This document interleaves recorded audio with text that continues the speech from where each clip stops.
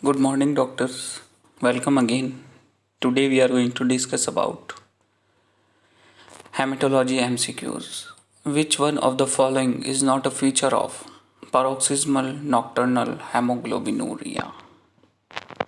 In PNH, what we see.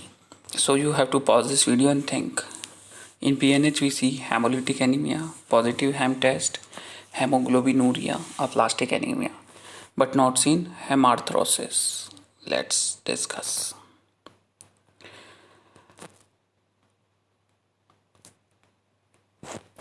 PNH is an acquired disorder leading to hemolysis, mainly intravascular or hematological cells. It is thought to be caused by increased sensitivity of cell membranes to complement due to lack of glycoprotein glycophosphodiesterol.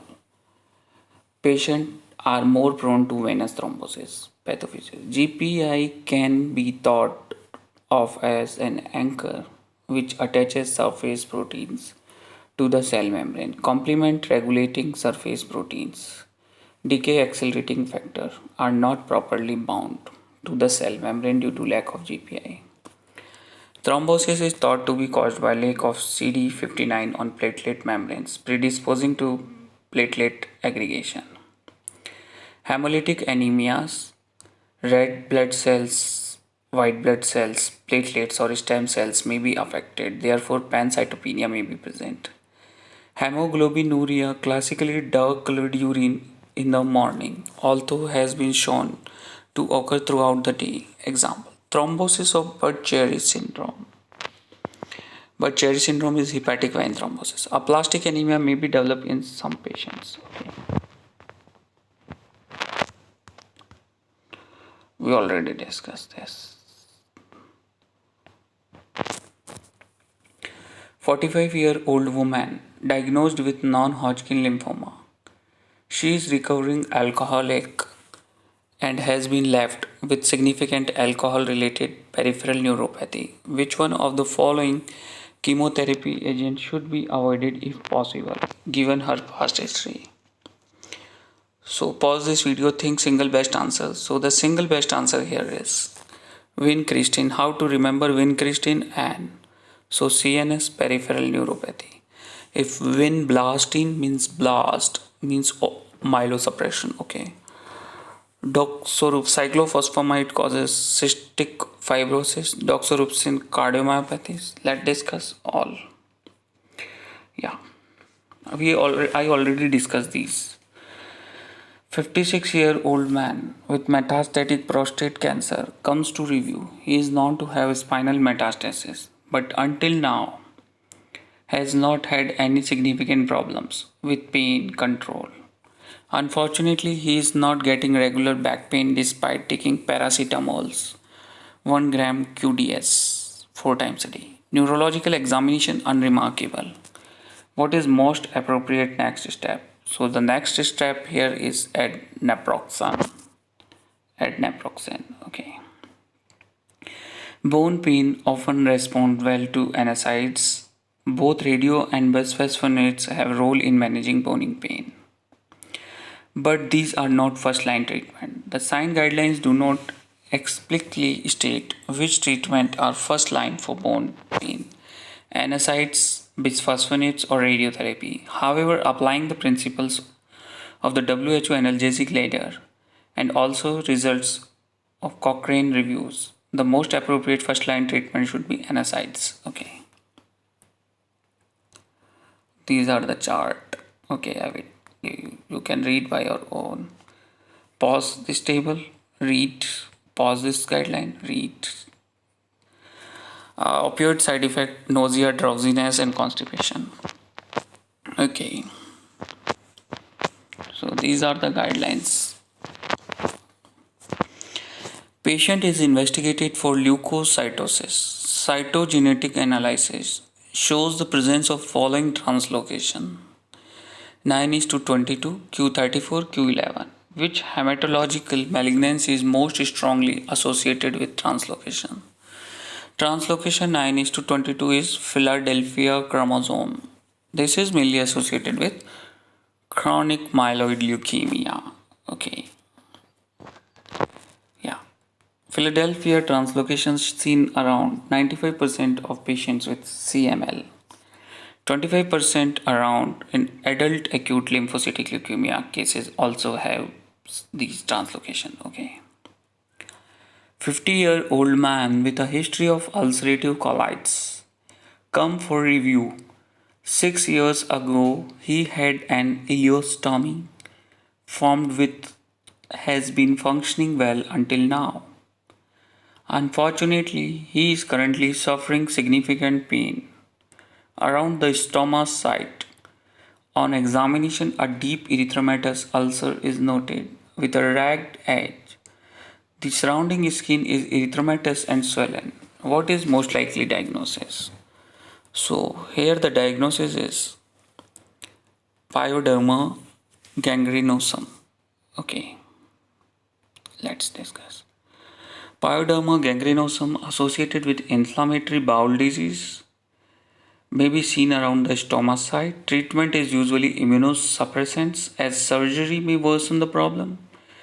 Differential diagnosis would be malignancy and hence lesions should be referred for specialist opinion to evaluate the need for a biopsy. Irritant contact dermatitis is common but would not be expected to cause such a deep ulcer.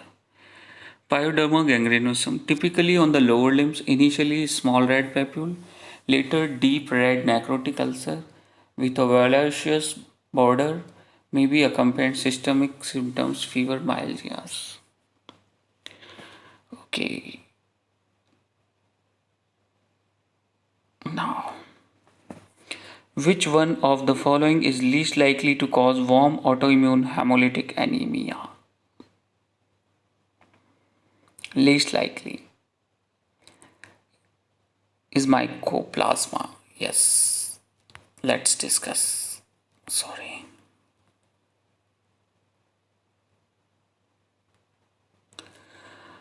Mycoplasma associated with cold agglutinin hemolytic anemia. Cold agglutinin hemolytic anemia associated with neoplasm, lymphoma, infection, mycoplasma, Epstein-Barr virus. Whereas warm associated with systemic lupus erythematosus, neoplasia, lymphoma, CLL, example methyl dopa drugs also. Okay. 64-year-old man with a history of depression and lumbar stenosis, present with a swollen and painful left calf. He is seen in the DVT clinic and found to have a raised D dimer. He therefore undergoes Doppler scan, which shows a proximal deep vein thrombosis. Patient reports being active and otherwise well. He has not recently had any surgery or been immobile for any prolonged period. He started on low molecular weight heparin and referred to warfarin clinic. What is the most appropriate duration for warfarin treatment? That is 6 months. Let's discuss. Venous thromboembolism length of warfarin treatment. Provoked example recent surgery 3 months. Unprovoked it's 6 months. Okay. So we already discussed Wells grading. But this is Wells grading for DVT, deep vein thrombosis. So you can pause this video and read. Clinical probability simplified is called DVT likely 2 points or more, DVT unlikely 1 point or less. Okay. So these are the guidelines of treating deep vein thrombosis. Okay. 33-year-old man present with a history of recurrent nosebleed. Iron deficiency anemia and dyspnea is found to have pulmonary AV malformation on pulmonary angiography. What is likely diagnosis? So take some points from question. Recurrent nosebleed, iron deficiency anemia, dyspnea, pulmonary AV malformation on pulmonary angiography. So this is a case of hereditary hemorrhagic telangiectasia. Let's discuss. also known as Osler-Weber-Rendu syndrome. Hereditary hemorrhagic telangiectasia is an autosomal dominant condition characterized by, as the name suggests, multiple telangiectasia over the skin and mucous membrane. 20% of cases occur spontaneously without prior family history. Four main diagnostic criteria. If the patient has two, then they said to have possible diagnosis of HST. If they meet three or more criteria, they are said to have definite diagnosis of HST, like epistaxis, spontaneous recurrent nosebleeds, telangiectasia multiple at characteristic site lips, oral cavity, finger, nose, visceral lesion, for example, gastrointestinal telangiectasia with or without bleeding, pulmonary arteriovenous malformation, hepatic AVM, cerebral AVM, spinal AVM. Family history, a first degree relative with HST. Okay. Blood film is reported as follows: Howell Jolly bodies, target cells, and occasional Pappenheimer bodies are seen. Most likely underlying causes. So the cause of Howell Jolly bodies is post-splenectomy.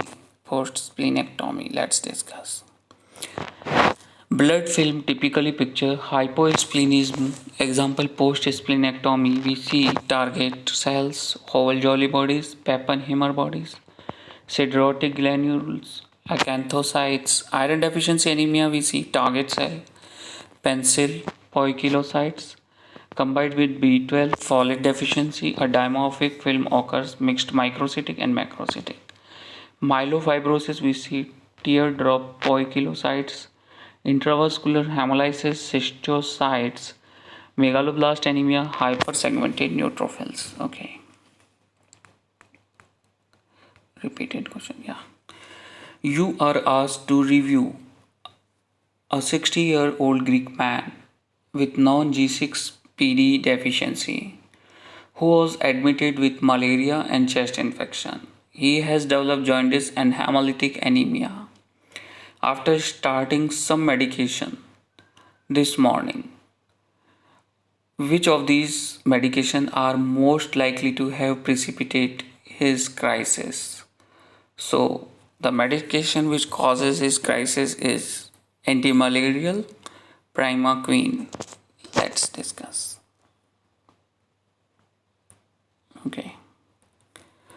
Primaquine is a well-known cause of hemolysis in G6PD deficiency and is used in the treatment of malaria. Artesunate is generally considered safe to use in G6PD deficiency. Penicillins and macrolides are safe antibiotics to use in G6PD deficiency anemia. Okay. So these are the explanation here. Okay. 22-year-old man with sickle cell anemia present with pallor, lethargy and headache. Blood result shows hemoglobin 4.6, severe anemia, reticulocytes 3%. Infection with parvovirus is suspected. What is likely diagnosis? So here is the diagnosis of aplastic crisis. Let's discuss. Yeah. Sudden fall in hemoglobin without an appropriate reticulocytes 3% is just above the normal range. Is typical of an aplastic crisis, usually secondary to parvovirus infection. Sickle cell anemia is characterized by a period of good health with intervening crisis. Four main type of crisis recognized: thrombotic painful crisis, sequestration, aplastic, hemolytic. Thrombotic crisis, also known as painful crisis or vaso-occlusive crisis. So guys, you can read this by your own. Okay. Which one of the following factors is most associated with increased risk of developing bladder cancer? So the best answer here is aniline dye exposure. Let's discuss.